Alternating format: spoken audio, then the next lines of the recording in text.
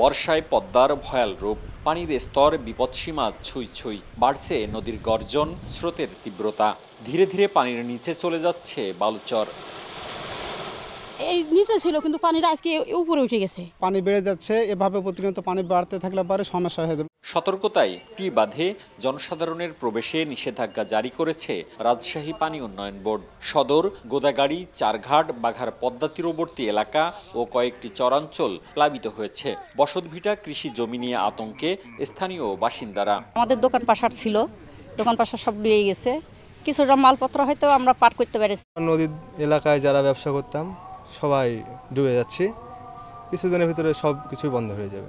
আরও দুদিন পানি বৃদ্ধি পেতে পারে। পানির স্তর ও ভাঙন পরিস্থিতি পর্যবেক্ষণ করে দ্রুত ব্যবস্থা নেওয়ার কথা জানায় স্থানীয় পানি উন্নয়ন বোর্ড। আমরা সবাই সতর্ক পজিশনে আছি। অলরেডি আমরা আমাদের পদ্মার যে রিলেটেড আপনার শহর রক্ষা বাঁধ এবং অন্যান্য যে রাজশাহী জেলার যে বাঁধগুলো আছে পদ্মার তীরবর্তী, সেই বাঁধগুলোতে নিয়মিত মনিটরিং করতেছি। প্লাস আমরা যে এটি বাঁধ আই বাঁধ এই এরিয়াগুলোতে আপনার আমরা নদীর ভিতরে কনস্ট্রাক্ট করছি।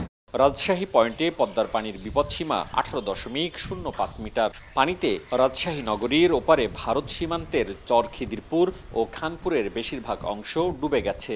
নগরীর তালাইমারি, কাজলা, পঞ্চবটি, পাঠানপাড়া, লালনশাহ মঞ্চ, শ্রীরামপুর সহ বিভিন্ন নিম্নাঞ্চল প্লাবিত হয়েছে। শতাধিক পরিবার নিরাপদ আশ্রয়ে রাজশাহী শহরের বাঁধের পাশে আশ্রয় নিয়েছেন।